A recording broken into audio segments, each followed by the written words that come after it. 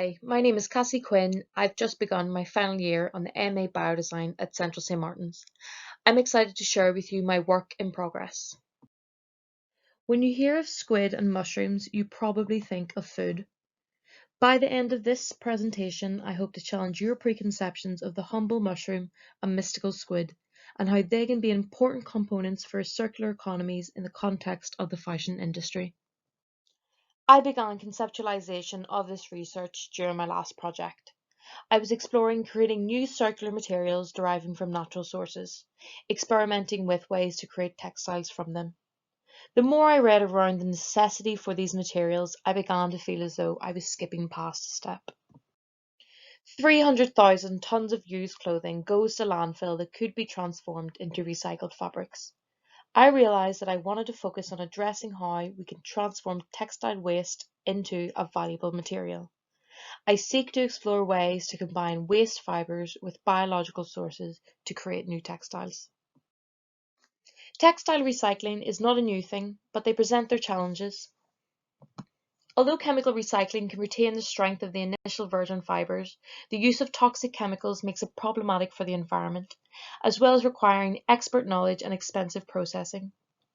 Mechanical recycling is the more popular method of textile recycling, but it also has its limitations. The fibres lose integrity and produce shorter lengths, which need to be combined with virgin components. This process is also not suitable for every fabric type due to the loss of integrity, as well as a lot of micro-shedding happening in the process. This is where the focus of my research began to narrow in on the ways in which biological sources can be used on recycled fibres to improve mechanical strength. Can squid be a catalyst in improvements for textile recycling? I first became fascinated with squid many years ago whilst watching deep sea documentaries and first saw a giant squid cutting through the water. I was intrigued after reading stories of how under-researched they were and still are. There are over 350 types of squid. They have adapted to live in the cold depths of the ocean as well as warm shallows. They have evolved to develop adaptations that scientists are still attempting to understand. They are known for their ability to change shape, size, and colour, as well as having some of the most incredible survival strategies. There are several features that they have evolved to become fierce predators, including communication through flashing their skin and the release of ink to confuse and distract predators. The parts of squid that my current research has now focused in on are the gladius or pen, which is a rigid internal structure that runs through the upper part of the squid, and the squid ring teeth. The gladius is composed of a material called chitin.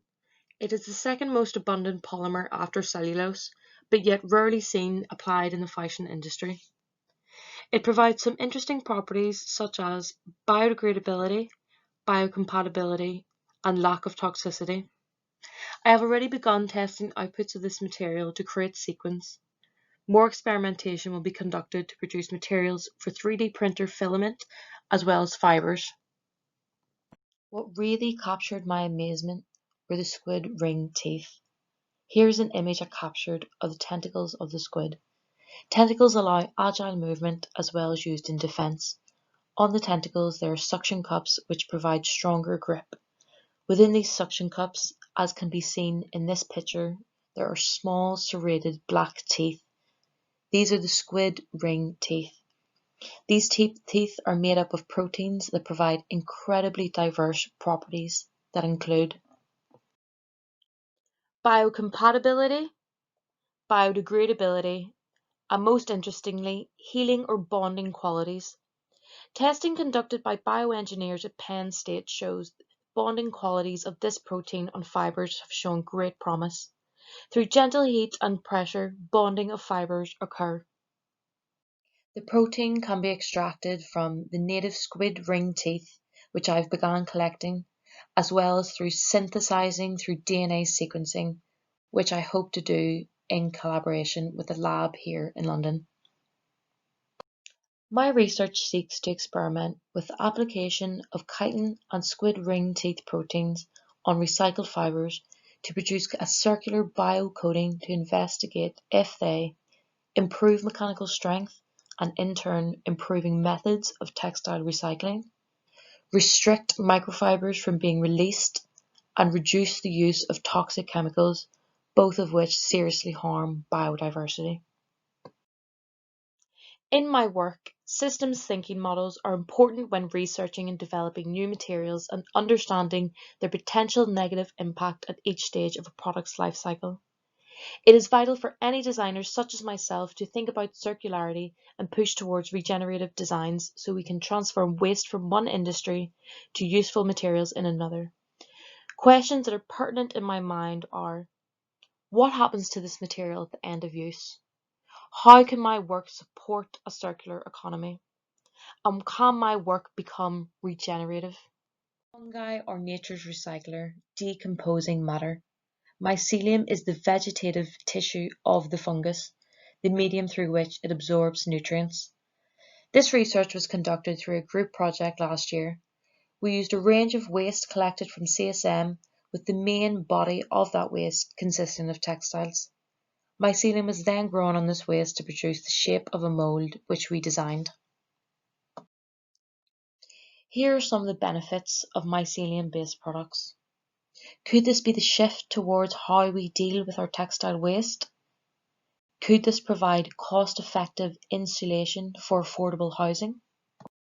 This flowchart represents my hypothesis and how I plan to connect the dots of each component of my research.